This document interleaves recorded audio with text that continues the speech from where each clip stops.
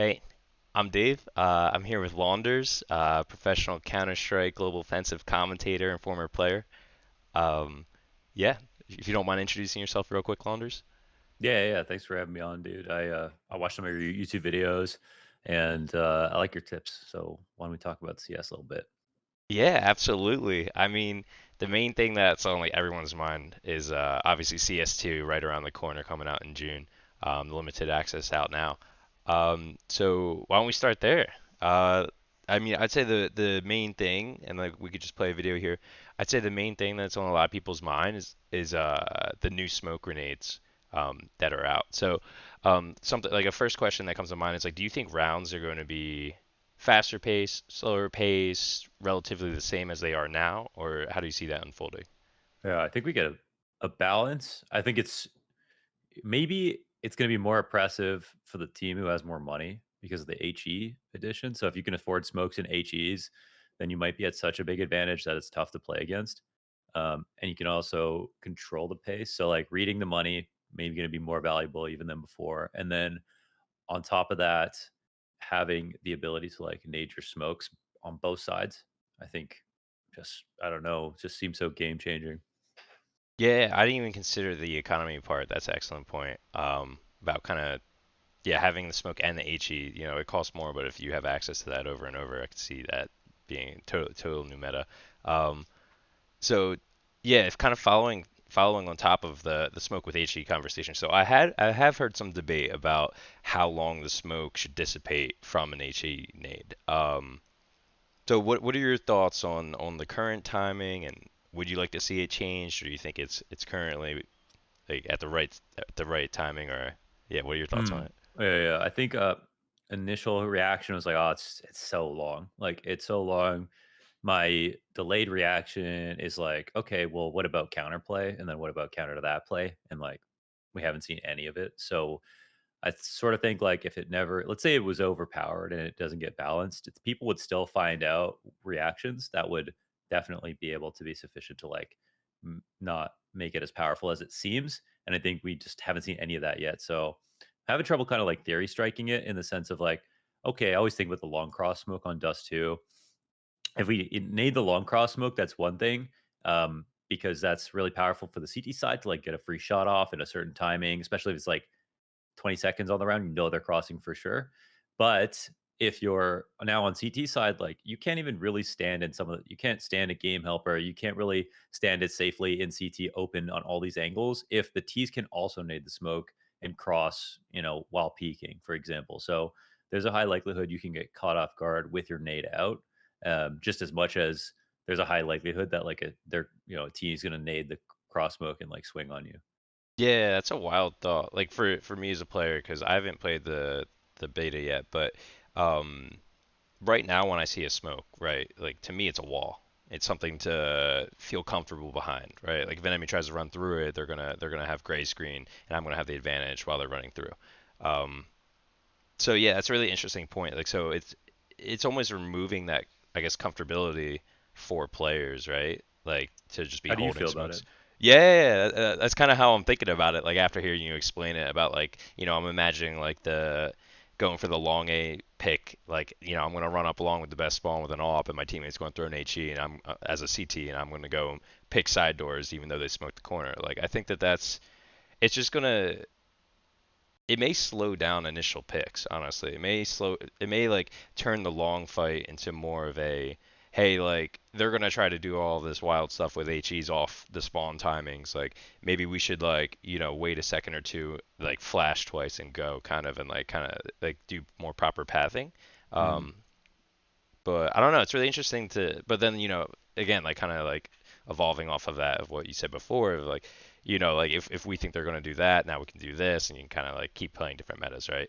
Um, but Yeah, I'm yeah. kind of thinking that people are also just assuming that there's going to be like 10 HEs in every round, which is just not going to be the case. Like it's they're really strong, but people are not going to be able to like prioritize HEs on every round, I don't think.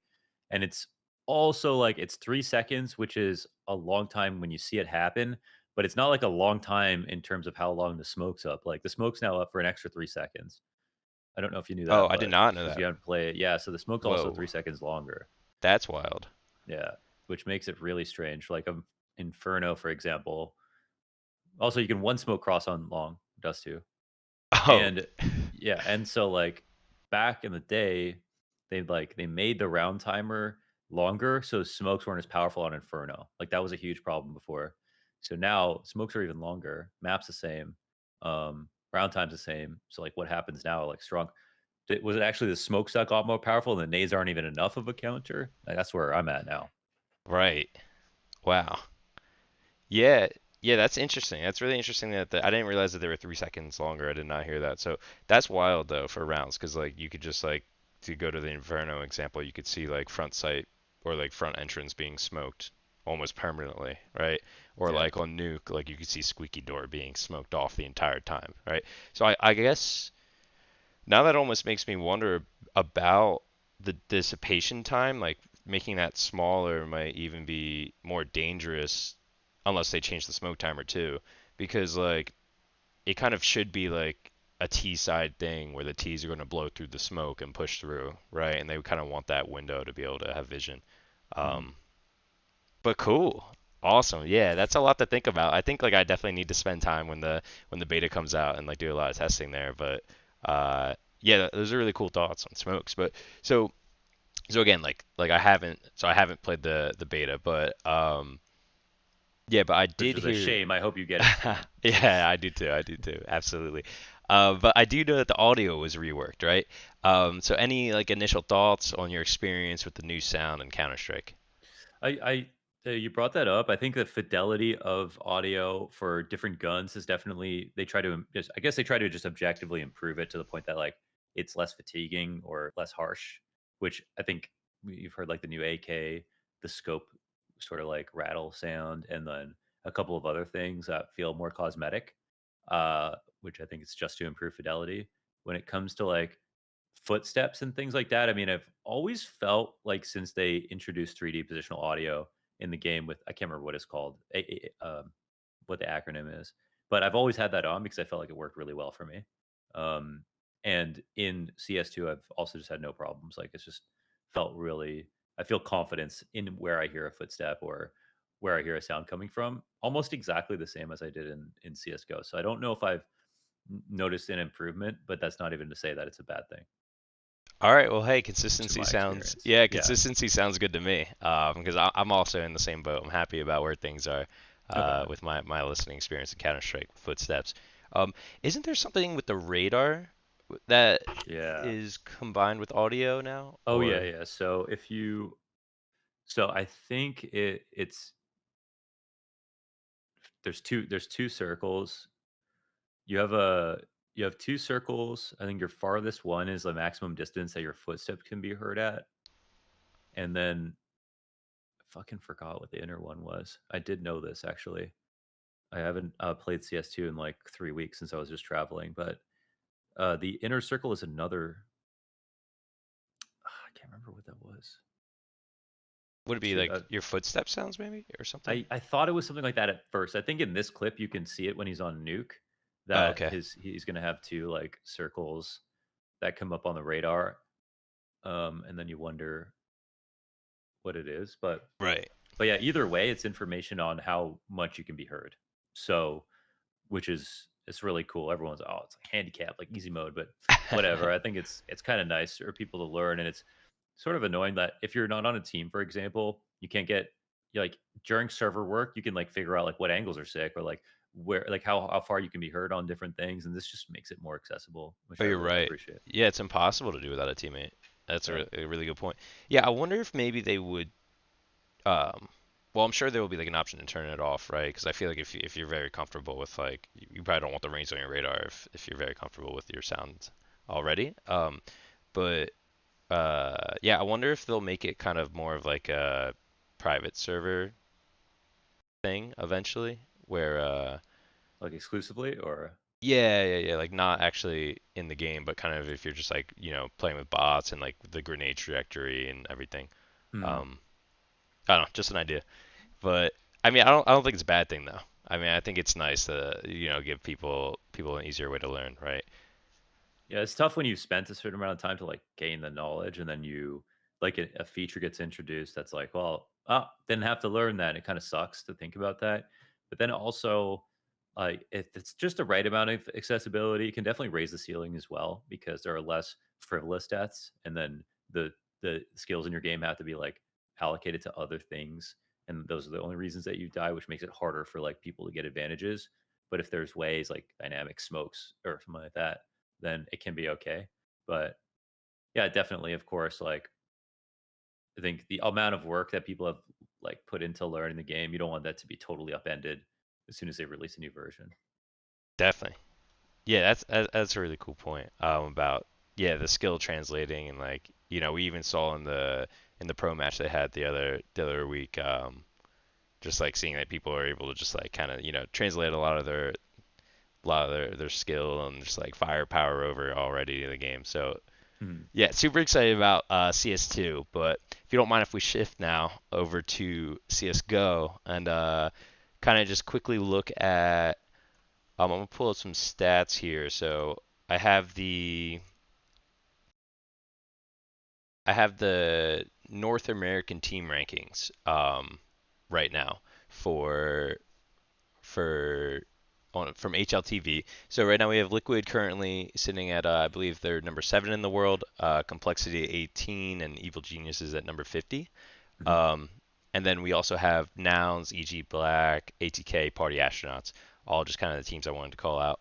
Um, so really, we only have two pro teams in the top 20 world rankings that are from the North American region, right? Mhm. The rest are kind of between the 20th, the 70th positions, and yeah, I guess for the teams that are in the 20th and 70th position, personally, like I've seen a lot of those teams like contending, like fighting for positions in tournaments, like playing qualifiers, going to events, and doing very well, and competing in NA's ECL.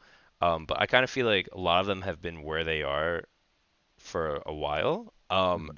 And I'm wondering, like, if you have any kind of like insight or ideas around, like, how do those teams step up to the next level? Because, like, one thing just like that comes to mind is people are always saying the practice in the NA is tougher because you don't have the level of competition that they have in Europe, right?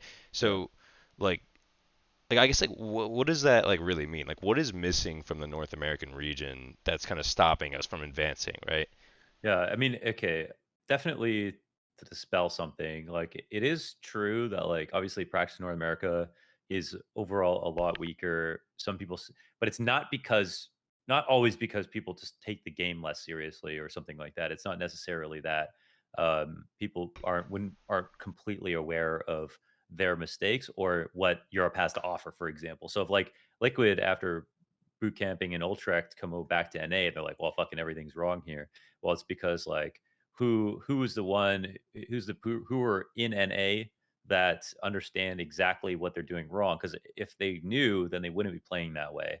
And so I think we're sort of past a point where like NA teams don't take themselves seriously because we saw EG Black have really bootstrapped themselves in terms of how good of a team they are, and they've like carved out an identity for themselves too. Like you can see Junior played at the level he did on Triumph in a new system, getting set up really well, not just combat opping every single situation and like getting like holding it. He's holding a lot of angles for like 10 or more seconds, which is like on Furia, it was like, let's get moving. And he would just die. And it seemed like that was going to be Junior style, but he's pretty much reimagined in the same way like someone like Henny is, for example. And I think that EG Black are a great example of like, all right, you can create your own leadership. You got enough smart players who understand the game. Now here's what a good system looks. And so I just think you have to have whetstones in the region, right? If EG Black get good enough that they can show some dominance in NA, then other teams, when they go up and play against them, are going to get good, whether they like it or not, by playing against EG Black. And if like Liquid, if they get good enough to the point where they're just in Europe all the time, well, that's just a hit to NA and it's got to reset. So I think that like I just want to take the conversation away from attitude because I really don't think that's the big thing that everyone just loves to dog on NA about. But I do think that like we're in a European centric ecosystem, and if you're good enough, you're not in NA. So it's very hard for people to improve each other. Got it. Well said. Yeah. Um, That's awesome. Yeah, I'm really excited about EG Black. It's really cool to see how much Junior's improving, and also, yeah, I know they have a lot of younger talent on that team too. So I'm excited to see how far they go. Interesting. All right, so now we talked about NA a little bit. Let's hop to the number, according to the stats, the number one player in the game right now, ZywOo. Yeah. So if we could kind of spend a second and look at his stats here. So he's posting 1.34 rating. Um, he's just been absolutely nasty recently. And I'm actually going to play a clip in a second. I was wondering if we just do like some quick, like, just real time analysis, or it could even be, light conversation around it. But it's kind of like what makes ZywOo ZywOo, Hmm. like how is he so gifted at the game? Um, because like even me as a player, like I'm always watching his demos, and I'm always like, wow, this guy's a savant. But Are you an opera, by the way, or? yeah, I'm an upper now. Oh, okay, okay. So he's like your number one opera to watch. Yeah, yeah. I watch like ZywOo and Monesi a lot, and then been checking out a lot of Device and Shiro recently too. Hmm. Yeah. See, Yeah. Monesi just knows so much about Counterstrike. It's like intimidating. Yeah, yeah. He's Honestly, doing new shit all the time. yeah, yeah. For Monesi, actually, I don't like watching his like live matches as much. I actually watch Hmm. his he'll like trio queue with Bit and someone else and face it free, and Yeah. they'll just destroy. So I actually watch those demos. I'm always Yeah. Yeah. downloading his Yeah. face it bugs. Um, but there's a lot of fun stuff that he's experimenting with there. But all right, so yeah, here we have a clip from ZywOo here, The grand and finals of Rio. Yeah, the second map here. yeah, just from the other day. So if you just want to kind of like explain like what's going on here, if you don't, from your point of view, if you don't mind. Yeah, I was watching it, but then I was hosting a watch party in Toronto, so I didn't watch much. I was mostly just like schmoozing people in the watch party and talking to people, so I didn't get to see many of these rounds live. Pretty much just the beginning and end here. But I also can't see radar right now just because my camera. Okay, so But he's actually yeah, solo here. Sorry about that. yeah. So I figured, yeah, they're just leaving him. So this spot is obviously really strong to sit and wait as a solo because you can drop off the back of half wall and rotate, and he uses this smoke like total emergency mode to get into the site. If he felt like he had an extra second, which he didn't feel like it, he could have smoked between that and emo pillar and played like a one way or something like that. And now, of course, he could have been mollied, but they didn't molly him, so he's got time to delay. And I think he's actually feeling pretty good because they have their man up, and he's got no one approaching him. Um, so he deals with the situation pretty well. I think you definitely saw that he thought he would die, run into quad, so he threw that emergency smoke down to like just make sure his back was covered to get there. And that's all even after missing his first shot. So I guess I would say that's like a good display of like reactions when things don't go right on your opening pick. Right. Awesome. Yeah, yeah, yeah. And it's really cool to just to see like I don't know his raw reactions. I feel like are some of the strongest.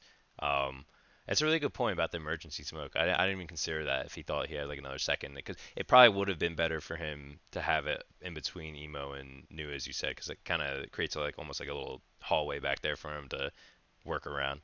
Mm. But Yeah, maybe. Yeah, I think he has such a good.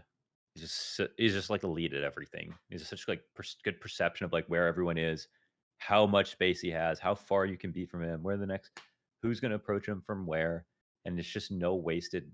There's no wasted pixels on his flicks at all. It's everything's so calm. It's like not even like particularly fast, only when it absolutely has to be. It was like Modesty is like like fast 100 miles per hour every shot. Zai was like just clean enough to make sure that's consistent every time. right, that's awesome. Well, I'm so excited about this, Launders, honestly. And again, I just want to thank you again for taking the time. It's about all the time we have, and we went over CS2, kind of where NA is right now, and poked around a little bit about ZywOo. Just want to say I really appreciate you coming on, and yeah, man, hope you have a great rest of the week, and thanks to all the viewers out there. Yeah. Thank you too. Thanks for coming on. Great questions. turn those YouTube videos into shorts, and you guys should watch them. Absolutely. All right. Thanks, everyone. Bye.